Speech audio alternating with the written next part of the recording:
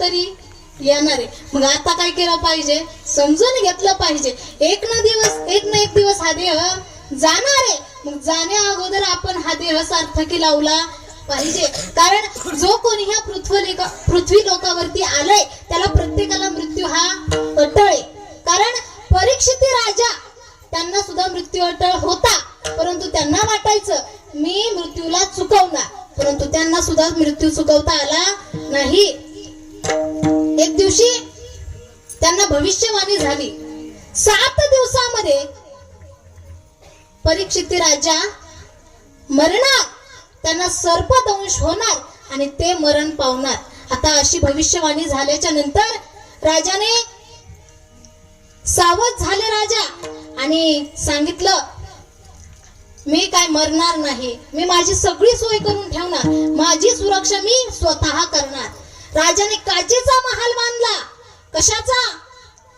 काचेचा महाल बांधला आणि त्या काचेच्या महालामध्ये राजा राहायला गेले. आता राहायला गेल्याच्या नंतर तिथं जाऊन सुद्धा राजाला बोरं खायची इच्छा झाली. आता बोरं खायची इच्छा झाल्याच्या नंतर राजाने प्रधानजींना सांगितलं काय करा, माझ्यासाठी सुंदर सुंदर बोरं घेऊन या, परंतु एक सुद्धा बोर किडकं निघलं पाहिजे नाही, कारण की त्याच्यामध्ये आळी सुद्धा निघू शकते. म्हणून एकही न किडकं असणारं बोर, अशी सगळे बोरं घेऊन या. आणि प्रधानजी गेले कुठे, बागेमध्ये गेले, द्रोण भरून बोरं घेऊन आले आणि राजाच्या हातामध्ये तो द्रोण दिला आणि राजाने बोरं खायला सुरुवात केली. पहिलं बोर घेतलं, फोडलं, त्याच्यामध्ये आळी आहे की नाही पाहिलं आणि तोंडामध्ये घातलं. पहिलं बोर खाल्लं, दुसरंही बोर घेतलं, ते पण फोडलं, त्याच्यामध्ये पाहिलं आळी आहे की नाही आणि ते सुद्धा खाल्लं. असं करता करता 5-6 बोर राजाने खाल्ले, परंतु जे 7वं बोर होतं ते राजाने घेतलं, फोडलं आणि त्याच्यात पाहिलं आळी आहे की नाही. बोर मात्र चांगलं होतं, किडकं नव्हतं, पण तरी सुद्धा चांगल्या बोराचं रूपांतर किडक्या बोरामध्ये रूपांतर झालं आणि त्याच्यामध्ये तक्षक नावाचा सर्प आपलं रूप धारण करतो आणि राजाला दंश करतो. अहो, काचेच्या महालात गेलता राजा, आपल्यासारखं नाही कुठं पण. काचेचा महाल बांधला स्वतःसाठी, सुरक्षा करण्यासाठी, परंतु तिथं जाऊन सुद्धा आपली बोरं खायची ओढ झाली त्याला आणि बोरं खात असताना चांगलं बोर सुद्धा किडकं निघालं आणि त्याच्यातून सुद्धा त्या तक्षक नावाच्या सर्पाने रूप धारण करून राजाला दंश केला.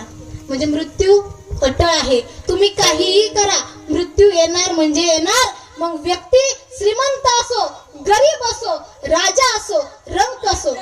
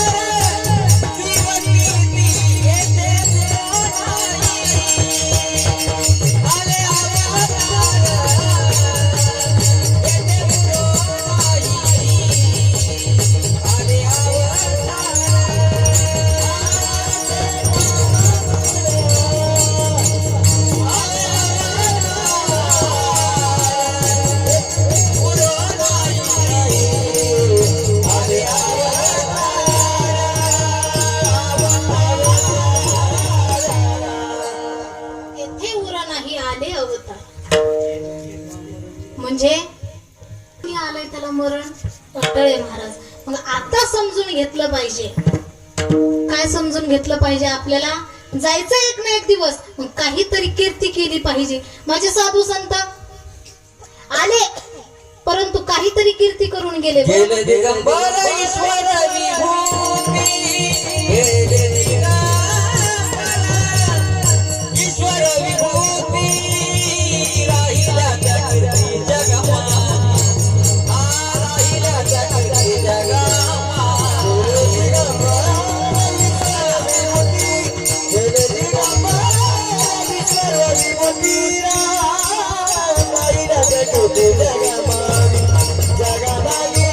त्या कीर्ती जगमा.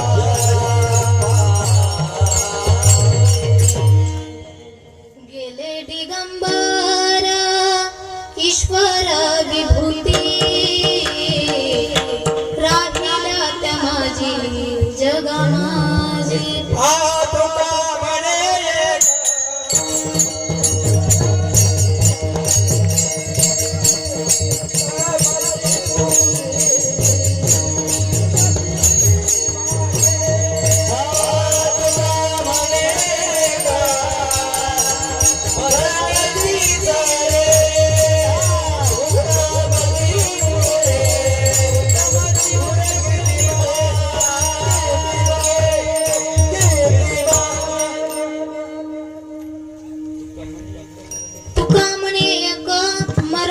सरे उत्तमची उरे कीर्ती मागे.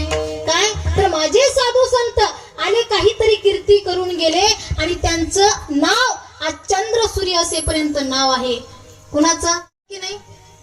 माझ्या साधू संतांनी जे सांगितलं ते ऐकलं पाहिजे, आपण लक्षात घेतलं पाहिजे, त्याच्यावरती वारंवार विचार केला पाहिजे आणि साधू संतांचे विचार आपल्या आचरणामध्ये आणले पाहिजे. कारण खरंच हा देह एक ना एक दिवस जाणार. कसा? अभंगाचं दुसरं.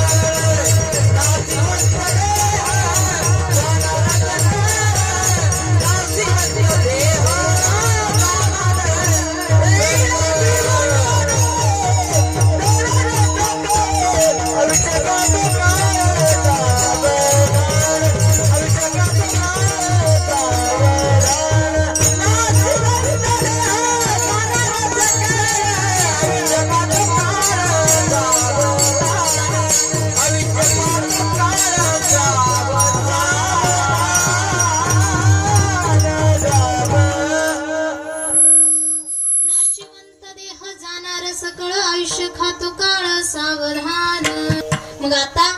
आपण काय करायचंय, आपलं जीवन सुंदर झालं पाहिजे म्हणून आपण आपल्या जीवनामध्ये संतांना आणलं पाहिजे. आणि आपल्या जीवनामध्ये संत आल्याच्या नंतर आपलं जीवन सुंदर होणार आहे. पहा, त्याच्यासाठी आपण प्रत्येकाने गुरु केले पाहिजे, बरोबर की नाही? कारण गुरु शिवाय अर्थ नाही या जीवनाला. कारण ज्याने गुरु नाही केला त्याचा जन्म वाया गेला. ज्याने गुरु नाही केला त्याचा जन्म वाया गेला. ज्याने गुरु नाही केला त्याचा जन्म वाया गेला.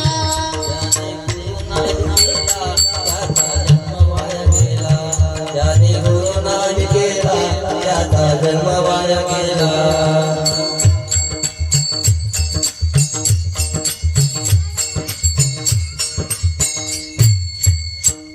कारण ज्याने गुरु नाही केला त्याचा जन्म वाया गेला.